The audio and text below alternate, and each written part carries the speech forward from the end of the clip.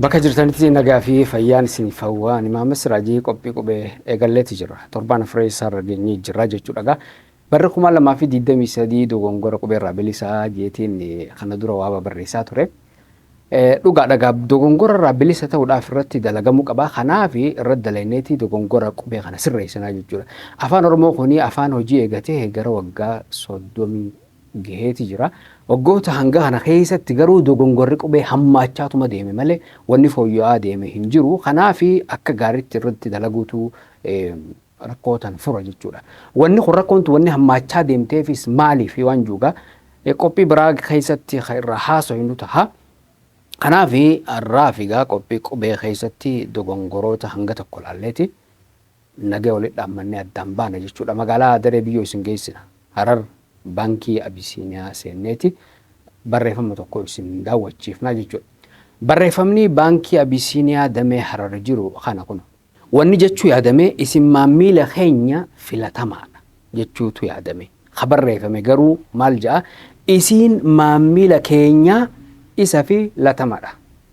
Kana ja'a jechuudha barreeffamni itti aanutti hogguu dabarru gara Wallisoo deemnaa jechuudha.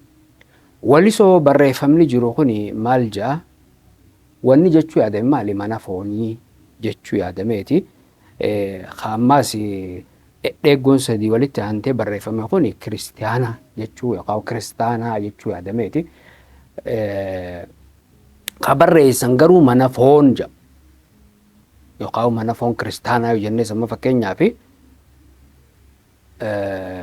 akka fakkeenyaaf bakka biraatti barreeffame maali mana foon caalaa baja mana foon abdataa bakka sanitti foon abdataatu gurgurama jechuudha. Foon re'ee yookaan foon hoolaa osoo hin taane foon abdataatu gurgurama jechuudha.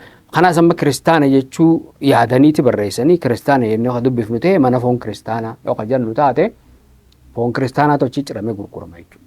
Foon hoolaa yookaan foon horiitiin mana foonii jechuu qabna dura mana foonii jetteeti kiristaana itti daata yookaan musliima itti daata yookaan waaqeffataa itti daata jechuudha. Haala saniin deemnaa jechuudha. Kanaaf dogongorri bakka kanatti jiru dogongora afaaniitii fi dogongora qubeetii jechuudha.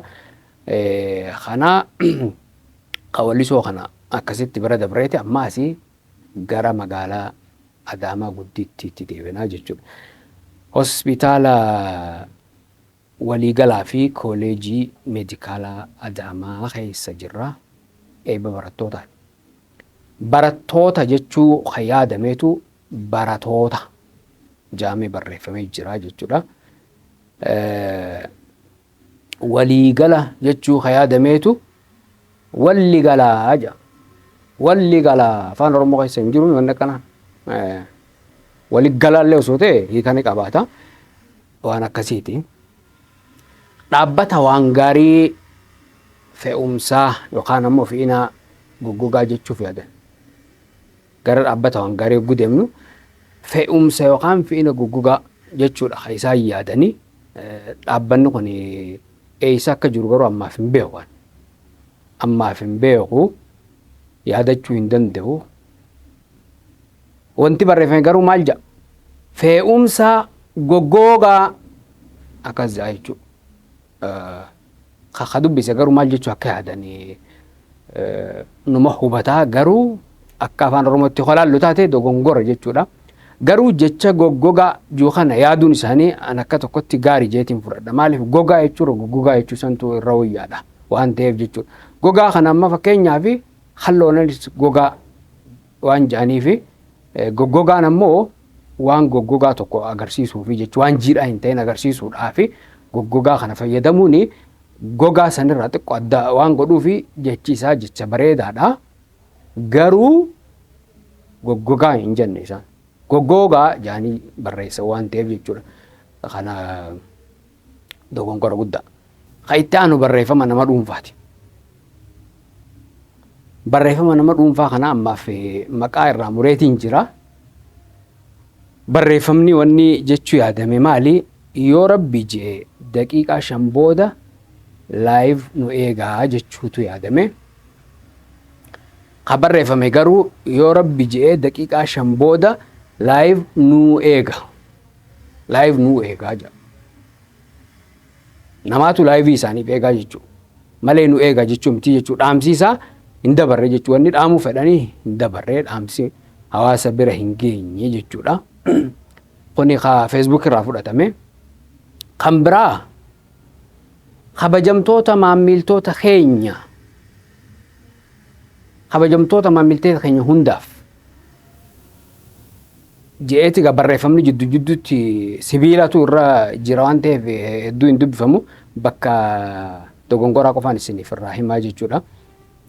Sharafa jechuu yaadamee keessummeessinuu jechuu yaadamee garuu barreeffame maali? Kabajamtoota maamiltoota keenyaa sharafa kana maqaa namaatti ittiin dhage sharafa jechuu yaadanii jechuu sila isaanii keessummeessinuu jechuudha silaa hin keessummeessinu jechuu yaadanii hin keessummeessinuu yoo ta'e fakkeenyaaf amma mallattoo gaafii osoo duuba godhan hin keessummeessinuu ta'a hiika qabaatee jechuudha. Amma kun gaafii miti silaa garuu hin keessummeessinuu ta'e hafe. Kan biraa kan ammaas bakka isaa beekuu hin dandeenye tokko maal ja'a? Baga gara imala hajjii bara 1443 isin gahee ja'a. Akka afaanitti osoo ilaalle dogongora qaba. Garuu qubee irraa yoo kalaallu ta'e maal ja'a barreeffamni isaa? Baga gara imala hajjii isin gaa'ee barreeffame akkas ja'a jechuudha. Kanaaf dogongora biraatillee gara jalaatitti ni jira. Ka guddatee barreeffame kana akkasitti laalla jechuudha. Ammas magaalaa Adaamaa guddittiitti adeemneeti barreeffama tokko laallaa jechuudha. Barreeffamni kun ammoo maal jechuu yaadame? Dikoodarii jechuutu yaadame. Ka barreeffame garuu amma harku jirtan kun maal jaa? Decoodarii jaameeti barreeffame jechuudha. Amma sammuu isaanii keessa maaltu jira? Afaan Ingilizii siisan akka maalitti dubbisanii amma fakkee dikooder jedhanii fa'aa dubbisuu akkasitti dubbifamaa mire. Garuu ijoolleen oguu barattu sii jettee baratte keenyaa sammuu isaa keessa akka dikooderii jedhanii akka dubbisan sanitti yaadeeti inni barreessuu isaati. Garuu afaan Oromootiin yoo Ingiliishiin barreeffame jennee fudhachuu dandeenya jechuudha. Kun amma Ingiliishiin miti afaan Oromootiin miti jechuudha. Jalatti immoo qarshii 800 ja'a decoodarii jira jechuudha. Kanaaf decoodariin afaan Oromoo keessa jiru akkanatti barreeffamu haala saniin sirraa'uu qabaa jechuudha. Magaalaa Adaamaa keessa jirra ammas. Kutaa magaalaa Luugoo ganda gaara Luugootti waajjira tajaajila poolisii hawaasaa qaxanaa 6ffaa fi 18ffaa jechuutu yaadame. Barreeffame garuu maal jedha? Kutaa magaalaa Luugoo ganda garaa Luugootti waajjira tajaajila poolisii hawaasaa qaxanaa 6ffaa fi 18ffaa. Akkasii jechuudha. Akkasii barreeffame. Kabraa ajaa'ibaa kana kuno. Wanni jechuu yaadan isaan maali? Mana warqii Salaam jedhan. Mana warqii astaghfirullah kanan dubbisu. Kan isaan barreessan kana jechuudha. Kana abbaan beeku haa dubbifatu. Kan hin beekne Rabbi haa barsiisuun malee kana hin dubbisu jechuudha isaan barreessan kana. Kanaaf dogongora qubee arraaf gaa qopheeffannee kanumaan xumurraa torbaan yoo Rabbi jigaa qophii biraatiin walitti dachaanu ta'a. Hangasitti nagaa fi fayyaan isiniif hawwaa. Nagaan jira dhageessi kaameraa fi subsagaa Maayii Osmaanii qophii qubeeti.